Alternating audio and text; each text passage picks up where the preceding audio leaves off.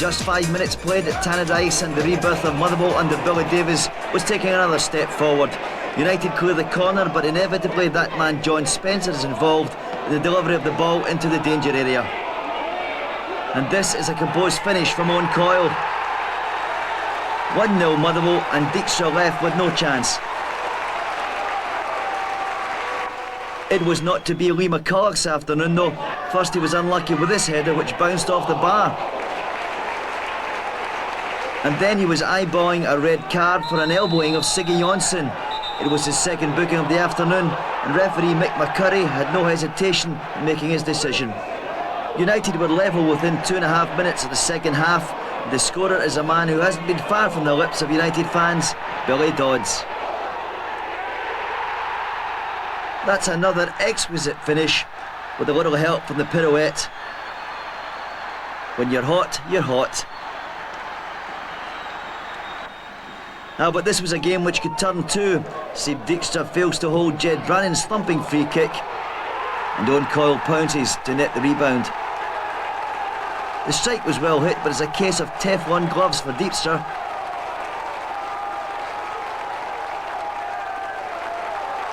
In any case, there was another twist to come.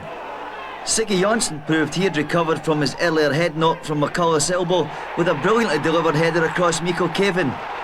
But I suspect Billy Davies might want to ask why his defenders failed to get airborne. By this time, Motherwell's defence looked as if they'd been superglued to the Tannadice surface, and in the end United were unlucky not to win it. Alex Matthey hit the post and triggered a remarkable sequence of events which ended with Cavan saving from Dodds. But Paul Sturrock was far from satisfied. I think that's 3 or 4 games now. We cannot piece 90 minutes together. You watched, as I said before, the first half performance is completely unacceptable. 11 against 11. It took obviously a sending off to bring us back into the game again, and it showed we've got real problems in their mental approach to football. As I said already, I've had 9 games now. It's important now that people appreciate, players appreciate what I'm looking for. And as I said, if we have a mental problem and a poor attitude in games, that's exactly what the kind of performances we'll put forward.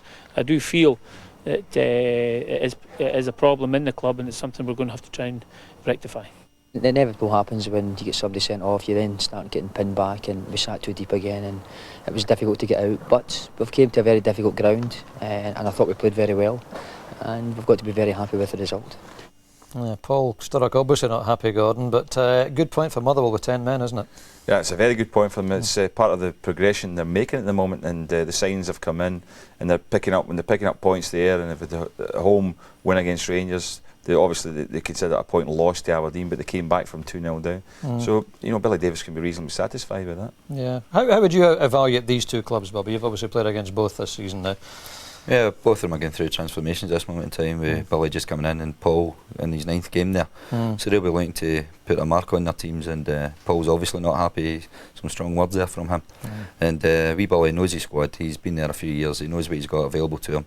And obviously he's looking to strengthen as well, but he'll be happy with his point today. Yeah, John Spencer's done well. 2 goals in 2 games before today, and instrumental in the first goal. We can look at the 4 goals again, and it's a nice little ball this from John Spencer, Bobby, isn't it?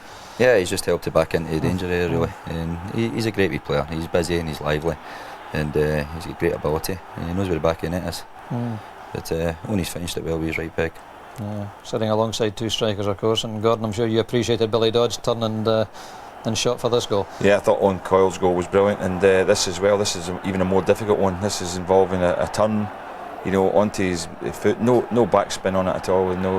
Didn't have any back lift in the shot at all with his left foot, and he's stuck it away in the corner. Typical Billy Dodds sharpness there. Yeah, and a poacher's goal from Owen for his second one, Bobby, wasn't it? Great movement for the men in the wall there. Big C must have seen it late, and maybe he was expecting a chip into the box.